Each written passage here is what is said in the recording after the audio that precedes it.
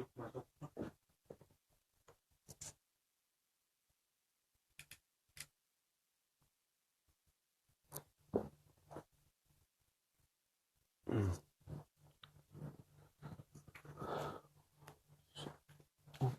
mulai ya?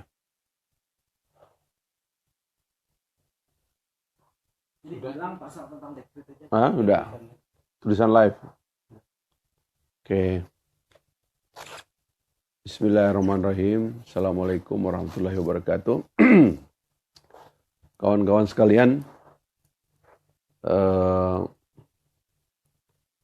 selamat malam. Salam sejahtera bagi kita semua. Saya malam ini memakai kostum yang diberikan oleh teman-teman pengusul hak angket DPR, sambil mencoba baju baru. Saya ingin berbicara problem-problem tematik yang kita hadapi sebagai bangsa, dan juga tentunya problem-problem yang kita hadapi dalam isu korupsi yang semakin lama saya kritik.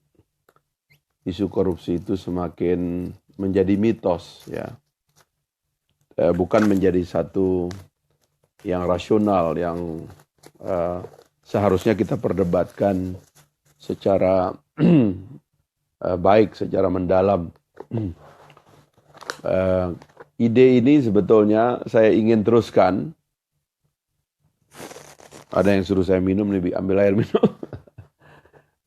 Ide ini sebetulnya saya ingin teruskan setelah beberapa saat kemarin. Permisi minum dulu ya.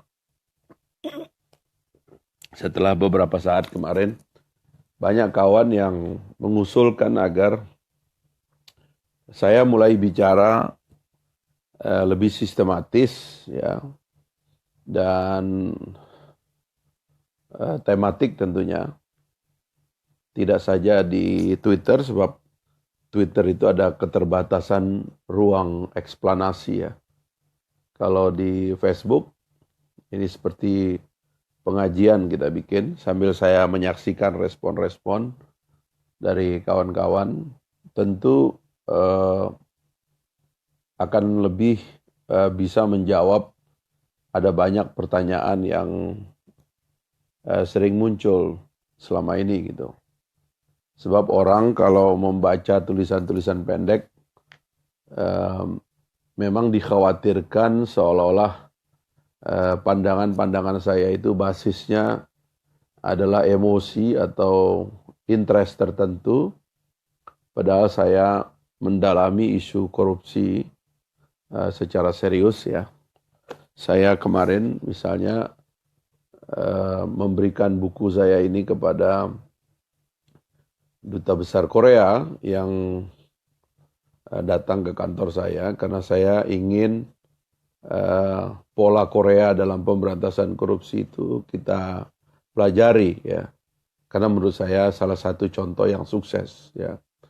Dan migrasi mereka dari sistem KPK yang keras seperti yang kita punya sekarang kepada sistem ombudsman, ya, bahkan ombudsman dengan penegasan kepada human right, ya, civil right, itu luar biasa hasilnya. Ya, tidak saja menekan angka pemberantasan korupsi, tetapi pada saat yang bersamaan itu berkontribusi langsung kepada kepastian berbisnis dan berekonomi, gitu. Sehingga efek daripada pemberantasan korupsi itu langsung kepada ikhtiar untuk menggerakkan roda pertumbuhan ekonomi, ya. Sebab ada banyak pakar di dunia ini yang mewarning negara-negara berkembang, kalau salah cara formulanya memberantas korupsi, itu bisa punya efek kepada ditekannya pertumbuhan ekonomi. Kita tahu dalam dinamika membaca korupsi itu, dulu negara-negara maju bahkan pernah melahirkan teori tentang ya itu tadi ada yang memberi respon tentang ICAC di Hong Kong. ICAC di Hong Kong itu hanya investigator aja. Dia nggak punya hak untuk menuntut ya. Dan Hong Kong saya kira juga salah satu contoh. Kalau kita mau niru Hong Kong maka KPK tidak boleh menuntut. Dia harus terintegrasi dengan criminal justice system yang lainnya. Nah, kembali kepada studi tadi bahwa kalau formula pemberantasan korupsi itu salah, itu efeknya itu bisa kepada soal-soal lain ya. Termasuk juga soal ekonomi ya. Bahkan dulu pernah ada teori tentang functionalization of corruption in the third world. Jadi negara-negara berkembang dianggap tidak boleh terlalu kaku sebab dianggap korupsi itu adalah salah satu oli bagi pembangunan. Teori itu sekarang sudah lebih banyak direvisi, tetapi memang kita harus mendekati pemberantasan korupsi itu secara sistemik ya. Tidak boleh kita membuatnya itu menjadi suatu yang irasional atau mitos begitu. Sekarang buku ini misalnya, ini buku saya tulis tahun 2002 ya. Respon saya waktu itu saya menjadi anggota Komisi 3, respon saya terhadap metode pemberantasan korupsi yang tidak menimbang perubahan sistem bernegara ya. Malam ini kita akan berbicara sedikit sebagai pembukaan tentang konstitusi yang harus disadari oleh terutama penegak hukum bahwa korupsi atau konstitusi kita pindah dari alam pikiran otoritarianisme kepada alam pikiran demokrasi, dan itu efeknya itu langsung menyentuh persoalan inti dari isu korupsi sendiri. Sebab korupsi itu kita definisikan sebagai produk dari sistem yang tertutup. Karena itulah kita migrasi dari sistem tertutup kepada sistem terbuka. Itu seperti satu ruangan. Kalau ruangan Anda tutup, dia pengap, ya lama-lama di dalamnya itu ada tikus, ada kecoak begitu ya, dan berbau begitu. Dan itulah kira-kira otoritarianisme itu. Tetapi begitu ruangnya kita buka, matahari masuk, cahaya masuk, itu pengapnya akan hilang, ya, udara akan masuk, menyegarkan ruangan, kecoa akan hilang, tikus akan hilang, ya, karena baunya juga akan hilang karena kita membuka sistemnya dengan baik. Nah, teori ini sebetulnya secara langsung seharusnya mengkoreksi sistem kita secara masif, dan menurut saya koreksi itu terjadi secara masif. Hanya memang kita gagal mengelola kebebasan rakyat, kebebasan publik, termasuk kebebasan pejabat publik, dan jangan lupa termasuk kebebasan juga orang yang punya niat jahat. Karena itu nggak bisa ditahan-tahan. Begitu ada kebebasan, maka kebebasan itu menjadi milik semua orang begitu. Nah, itu paradigma yang nanti akan saya uraikan secara perlahan-lahan. Tapi malam ini saya ingin mencoba mengajak kita untuk berdiskusi tentang posisi DPR. iPad tolong. Posisi DPR dalam menyelenggarakan pengawasan terhadap lembaga-lembaga negara yang lain. Yang saya ingin sampaikan adalah bagaimana melihat DPR hari ini, ya, perbedaannya dengan DPR pada masa lalu. Bagaimana posisi DPR pada masa otoritarianisme dan DPR pada masa demokrasi. Banyak orang yang lupa bahwa kehadiran dari lembaga perwakilan di seluruh dunia itu adalah penanda dari lahirnya daulat rakyat, ya. penanda dari lahirnya demokrasi gitu. Karena tidak ada negara demokrasi tanpa lembaga perwakilan atau legislatif atau parlemen yang berwibawa ya, yang kuat begitu. Nah, maka dalam demokrasi kita, di antara pasal yang paling banyak di amandemen dalam konstitusi kita adalah mengamandemen kewenangan-kewenangan yang begitu banyak yang dimiliki oleh eksekutif. Lalu kalau memakai istilah Profesor Jim Lee, dirampas ya dan diberikan kepada rakyat. Salah satunya adalah melalui penguatan legislatif. Maka parlemen pasca demokrasi itu menjadi parlemen yang kuat ya. Karena prinsip-prinsip representasi akhirnya menjadi dikukuhkan begitu ya. Bahkan di negara-negara tertentu itu secara simbolik itu kekuatan parlemen itu ditunjukkan bahkan secara fisik ya. Di Amerika Serikat pusat pemerintahannya itu namanya Washington DC. Dia itu adalah bagian dari District of Columbia. Di DC itu tidak boleh ada bangunan yang lebih tinggi daripada kantor DPR Amerika yang disebut Capitol Hill itu. Karena mereka mau memperlambangkan bahwa Capitol itu, memang Capitol Hill itu kan disebut hill dia karena memang bangunan itu ada di atas bukit sebetulnya.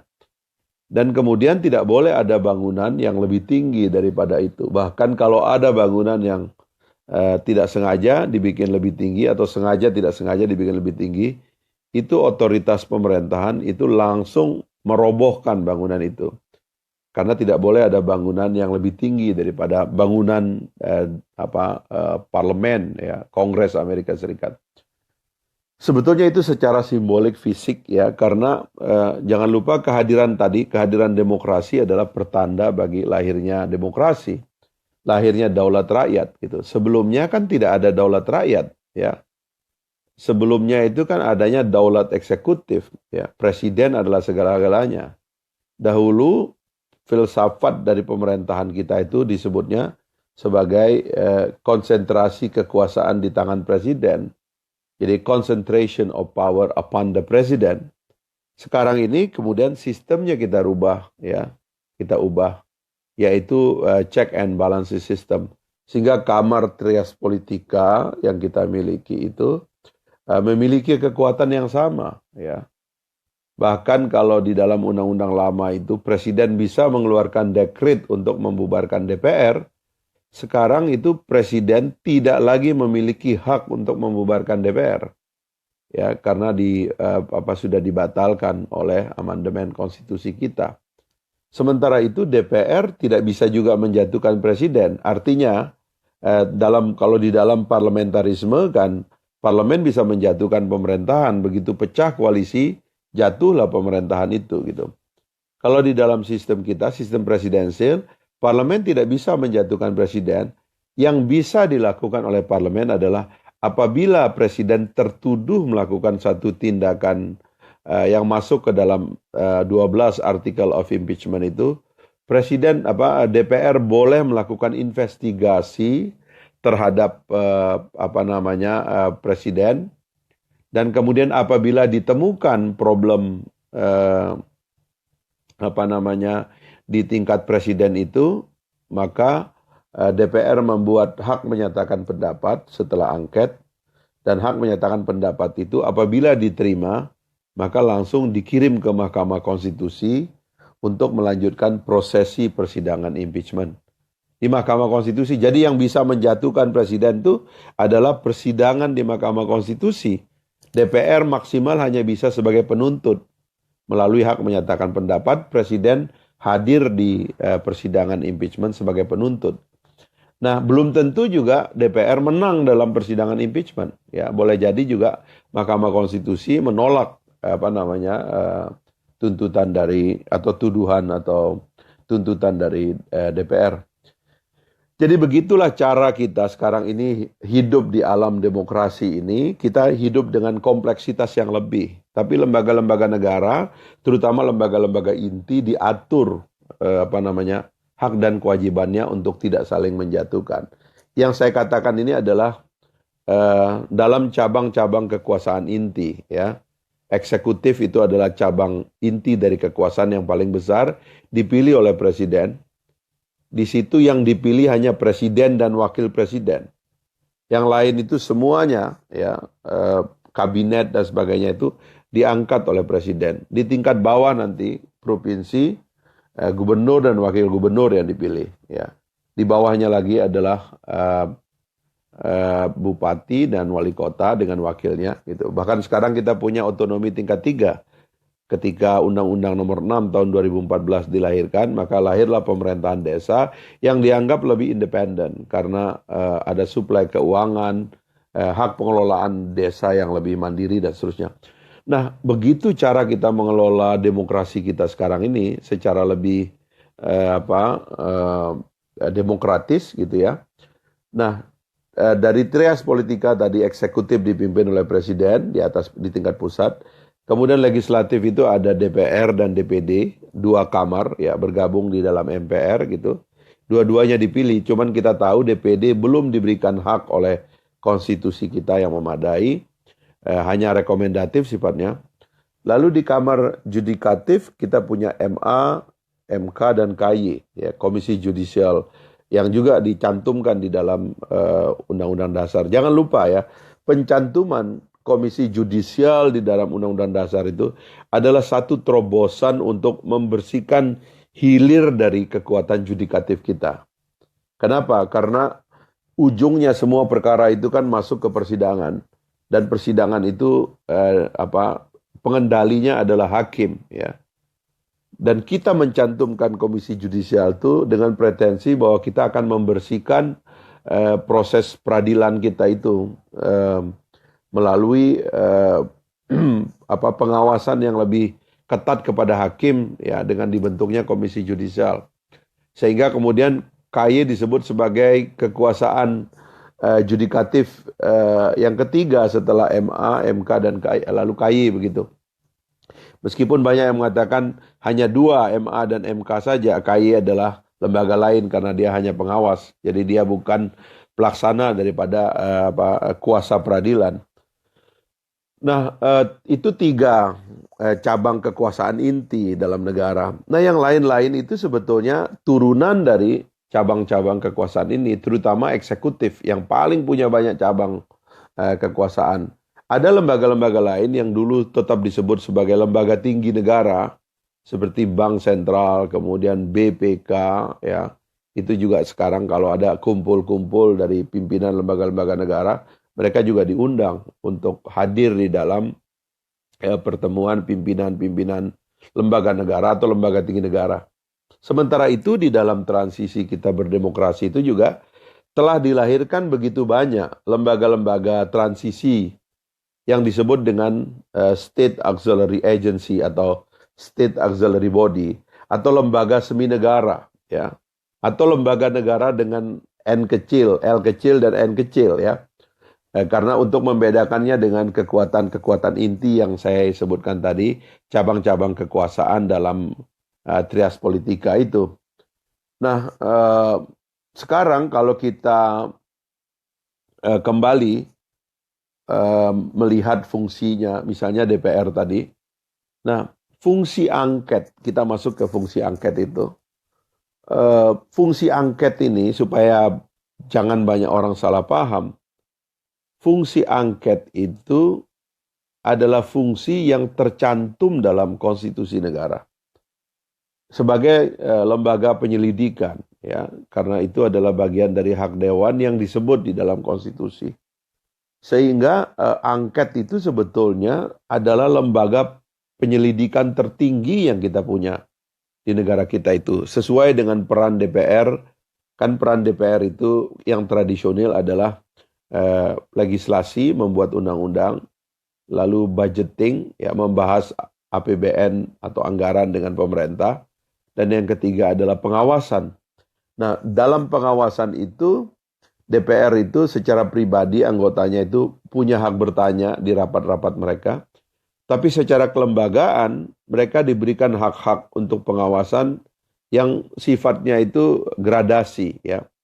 Jadi penggunaan hak lembaga itu misalnya hak interpelasi. Interpelasi itu bertanya dengan surat atas nama lembaga. Lalu kemudian kalau interpelasi tidak memuaskan, orang masuk ke angket ya, atau langsung bisa juga ke angket ya, tidak ada persyaratan harus interpelasi dulu. Masuk ke angket adalah investigasi. Kalau ada hal yang dianggap belum clear, diinvestigasi. Nah, kemudian kalau investigasinya ketemu masalahnya, DPR bisa menyatakan hak menyatakan pendapat.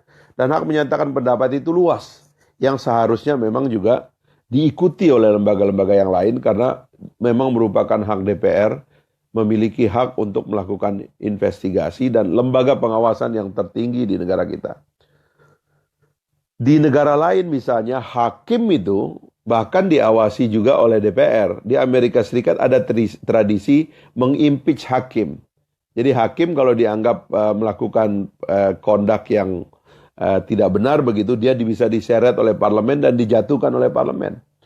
Nah sekarang kita menggunakan hak angket itu, orang tidak boleh ragu-ragu. Pertama-tama, hak ini adalah hak yang diberikan oleh konstitusi agar kita itu bisa mengungkap hal-hal yang memang dengan alat lain tidak bisa diungkap. Karena ada banyak keterbatasan dalam penggunaan hak-hak pengawasan ini gitu.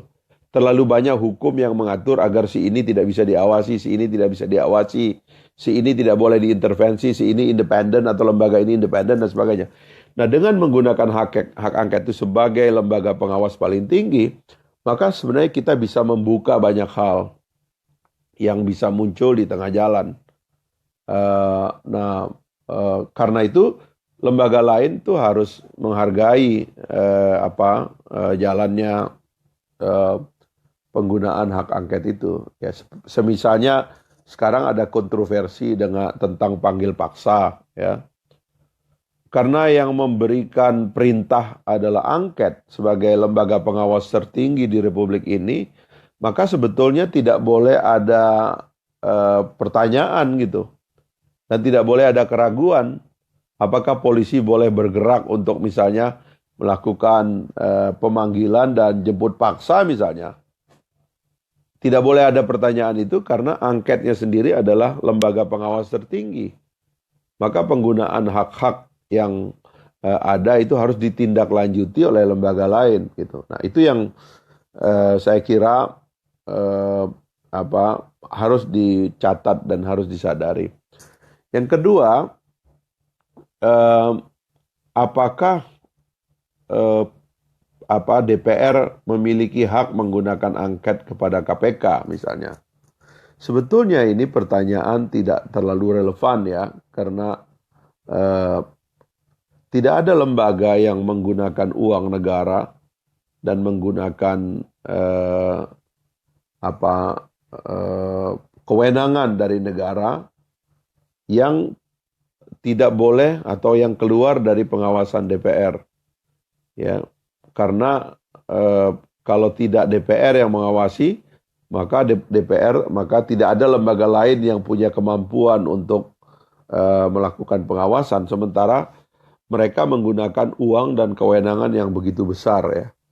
Orang sering tidak terlalu menyadari data-data statistik ya tentang penggunaan kewenangan dan uang ini ya. Misalnya saya sering mengatakan uang misalnya lembaga-lembaga eksekutif terutama menggunakan APBN itu mayoritas ya di atas 99 atau 98% dari total anggaran itu digunakan oleh eksekutif ya. Karena itulah mereka memerlukan lembaga pengawasan yang ketat, yang kuat gitu. Di eksekutif itu ada lembaga yang punya kewenangan membunuh orang, menembak ya. Punya kewenangan menangkap, punya kewenangan untuk menggeledah dan sebagainya gitu ya. Menghilangkan kebebasan orang dan hak-hak asasi manusia orang. Karena itulah kemudian mereka perlu diawasi ya, dan pengawasan itu diberikan kepada DPR. Nah, jadi KPK misalnya satu lembaga yang tidak saja super body dari awal, dia bisa melakukan tindakan-tindakan yang tidak saja ranahnya eksekutif ya, seperti menangkap, menyadap, menggeledah dan menghilangkan hak-hak orang termasuk usulan cekal dan sebagainya, tetapi juga melakukan kewenangan-kewenangan yang bahkan masuk ke ranah lain seperti misalnya legislatif ya. Saya pernah mengkritik bahwa KPK misalnya tidak punya hak menyadap karena setelah pasal 31 ayat 4 Undang-Undang ITE dibatalkan oleh Mahkamah Konstitusi dan Mahkamah Konstitusi mengatakan tidak boleh ada penyadapan yang diatur melalui ketentuan di bawah undang-undang, maka seharusnya tidak ada yang boleh menyadap memakai SOP seperti yang dilakukan oleh KPK. Nah, tetapi KPK menganggap SOP-nya adalah seperti undang-undang, sehingga itu dijalankan saja sampai sekarang. Jadi saya kira ini problem-problem yang muncul di tengah jalan. Kenapa kita perlu memberikan ruang kepada DPR untuk mengawasi secara lebih mendalam. Memang DPR punya masalah citra dan di antara sumber kejelekan citra DPR itu adalah soal-soal OTT ini ya. Makanya nanti pasal-pasal tentang OTT dan sebagainya itu akan kita bahas secara khusus ya. Dari mana sebetulnya